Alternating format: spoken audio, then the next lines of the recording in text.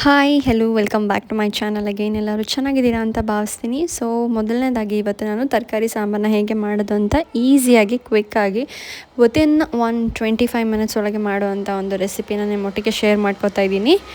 ಏನಿಲ್ಲ, ಮಿಕ್ಸ್ಡ್ ತರಕಾರಿ ಏನೇನು ಅವೈಲೇಬಲ್ ಇದೆ ಮನೆಯಲ್ಲಿ ಅದರ ನೀವು ಆ್ಯಡ್ ಮಾಡಿಕೊಂಡು ಮಾಡ್ಕೋಬೋದು. ಫಸ್ಟ್ದಾಗಿ ಇಲ್ಲಿ ಬೇಳೆನ ನೀಟಾಗಿ ವಾಶ್ ಮಾಡಿಕೊಂಡು ಅದಕ್ಕೆ ಕ್ಯಾರೆಟು, ಮೂಲಂಗಿ, ಬೀನ್ಸ್ ಮತ್ತು ನುಗ್ಗೆಕಾಯಿ ಇದಿಷ್ಟನ್ನು ಹಾಕ್ಕೊಂಡು ನಾನು ಇವತ್ತು ತರಕಾರಿ ಸಾಂಬಾರನ್ನ ಮಾಡೋದನ್ನು ಹೇಳ್ಕೊಡ್ತೀನಿ ನಿಮಗೆ. ಇದನ್ನು ಫಸ್ಟ್ ಚೆನ್ನಾಗಿ ಕೂಗಿಸ್ಕೊಳ್ಳೋಣ. ಒಂದು ವಿಷಲ್ ಆದರೆ ಸಾಕು. ಇದಕ್ಕೆ ಸ್ವಲ್ಪ ನಾನು ಅರಶಿನದ ಪುಡಿ ಹಾಕ್ಕೋತಾ ಇದ್ದೀನಿ ಮತ್ತು ಸ್ವಲ್ಪ ರುಚಿಗೆ ತಕ್ಕಷ್ಟು ಉಪ್ಪು, ಜಾಸ್ತಿ ಬೇಡ ಯಾಕೆಂತಂದರೆ ಒಗ್ಗರಣೆಗೆ ಆಮೇಲೆ ಹಾಕ್ಕೊಳ್ಳೋಣ. ಇದಾದಮೇಲೆ ನೆಕ್ಸ್ಟ್ ಲಿಡ್ನ ಕ್ಲೋಸ್ ಮಾಡಿ ಚೆನ್ನಾಗಿ ಕೂಗಿಸ್ಕೊಳ್ಳೋಣ. ಅದಕ್ಕೆ ನಿಮಗೆ ಇದು ಆಪ್ಷನಲ್ಲ, ಖಾರದ ಪುಡಿ ನಿಮ್ಗೆ ಹಾಕ್ಕೊಂಡ್ರು ಹಾಕೋಬೋದು, ಇಲ್ಲಾಂದರೆ ಸ್ಕಿಪ್ ಮಾಡಿ ಒಗ್ಗರಣೆಗೂ ಕೂಡ ಹಾಕೋಬೋದು. ಜಾಸ್ತಿ ಜನ ಒಣಮೆಣ್ಸಿನ್ಕಾಯಿ ಯೂಸ್ ಮಾಡ್ತಾರೆ. ನಾನು ಒಣಮೆಣ್ಸಿನ್ಕಾಯಿ ಯೂಸ್ ಮಾಡ್ತಾಯಿಲ್ಲ, ಹಸಿಮೆಣ್ಸಿನ್ಕಾಯಿ ಯೂಸ್ ಮಾಡ್ತಾಯಿಲ್ಲ. ಆ್ಯಂಡ್ ಇದಕ್ಕೆ ನೀವು ಕೊತ್ತಂಬರಿ ಸೊಪ್ಪನ್ನ ಇವಾಗೂ ಕೂಡ ಆ್ಯಡ್ ಮಾಡ್ಬೋದು, ಇಲ್ಲಾಂದರೆ ಒಗ್ಗರಣೆ ಟೈಮಲ್ಲಿ ಕೂಡ ಆ್ಯಡ್ ಮಾಡ್ಬೋದು. ಇವಾಗ ನೀಟಾಗಿ ಚೆನ್ನಾಗಿ ಒಂದು ವಿಷಲ್ ಆಗೋಷ್ಟು ಕೂಗಿಸ್ಕೊಂಡು ಇವಾಗ ಒಗ್ಗರಣೆಗೆ ಬರೋಣ. 2-3 ಸ್ಪೂನಷ್ಟು ಎಣ್ಣೆ ಹಾಕ್ಕೊಂಡು ಸ್ವಲ್ಪ ಸಾಸಿವೆ ಮತ್ತು ಕರಿಬೇವು ಇದಿಷ್ಟು ಸ್ವಲ್ಪ ನೀಟಾಗಿ ಫ್ರೈ ಆಗೋಕ್ಕೆ ಬಿಡಬೇಕು.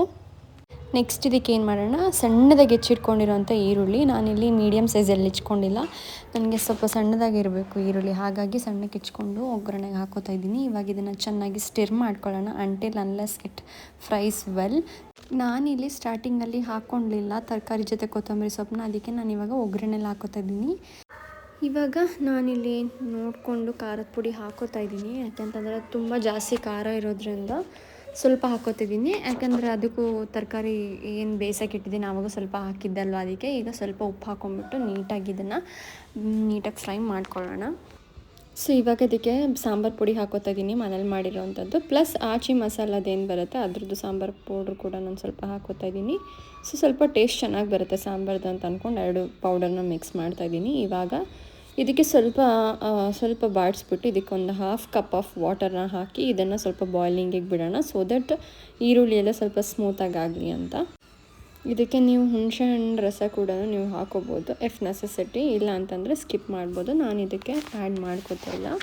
ಸೊ ಹಾಗಾಗಿ ಇವಾಗ ನಾನು ಇದನ್ನು ನೀಟಾಗಿ ಬೇಯಿಸ್ಕೊತಾ ಇದ್ದೀನಿ. ಇದಾದಮೇಲೆ ವಿಷಲೆಲ್ಲ ಆದಮೇಲೆ ನಾವು ಇದೇನು ಒಗ್ಗರಣೆ ಮಾಡ್ಕೊಂಡಿದ್ದೀವಿ ಅದನ್ನು ಆ್ಯಡ್ ಮಾಡಿಬಿಟ್ಟು ಒಂದು 5-10 ನಿಮಿಷ ನಾವು ಒಂದು ಸ್ವಲ್ಪ ಕುದಿಸ್ಕೊಂಡ್ರೆ ಸಾಕು. ಕುದಿಸಿದಾದ್ಮೇಲೆ ಇದನ್ನ ಆಫ್ ಮಾಡ್ಕೊಳ್ಳಿ and the dish will be ready. Quick and simple recipe within 20-25 minutes ಒಳಗೆ ಮಾಡ್ಕೋಬೋದು. ಏನು ರುಬ್ಬೋದು ಏನೂ ಇಲ್ಲ, ಜಸ್ಟ್ ಸಿಂಪಲ್ ಒಂಥರ ದಾಲ್ ಥರ ಆಗಿರುತ್ತೆ ಬೇಳೆ. ಸೊ ದಟ್ ನೀಟಾಗಿ ಮಿಕ್ಸ್ ಮಾಡ್ಕೊಳ್ಳಿ ಕೆಳಗೆ, ಸೊ ದಟ್ ಗಟ್ಟಿ ಕನ್ಸಿಸ್ಟೆನ್ಸಿ ಬರುತ್ತೆ. ಹಾಗಾಗಿ ನಾನು ವೆಜ್ ಸಾಂಬಾರ್ಸಿಗೆ ಆಲ್ಮೋಸ್ಟ್ ನಾನು ಜಾಸ್ತಿ ಮಸಾಲೆಸ್ನ ಆ್ಯಡ್ ಮಾಡೋದಿಲ್ಲ.